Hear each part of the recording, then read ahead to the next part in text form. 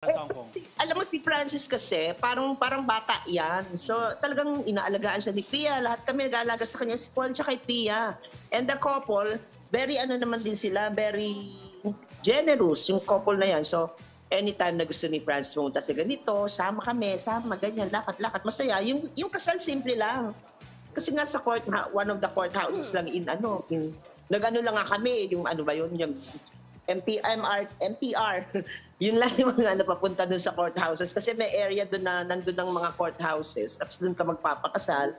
So kaso naman yung, valid naman yun for valid naman yung kasal na yan. Kung dun man sa Hong Kong lang yun valid yung kasal. Nagpakasal sila. Pero Tita P, sabi mo nga nawala ka na kay Francis at that time, di ba? After that, wala ka bang nabalitaan na naghiwalay sila or naitanong mo ba sa kanila yan? Parang wala naman ako nababalitaan that time. Although this issue, alam ko lumabas na to eh. May nagpalabas na nito pero parang hindi nag-pursue.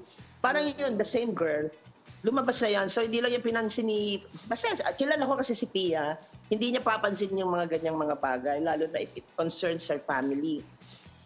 Pia is a very feisty woman at saka talagang strong yan eh. Strong siya kahit anong mangyari. Basta poprotektahan niya ang pamilya niya no matter what. Kahit anong mangyari. Ganun siya. Pero ako yung nababalitaan minsan dumadalo ako sa Itbulaga noon. Tapos syempre na. Si Francis na, the usual Francis na ihahatid pa ako niya pa uwi, papunta dito sa Cubao. Ganun siya ka-caring and na tao. So kung meron mang na-fall sa kanya, kanila na yun. Storya na nilang dalawa yun.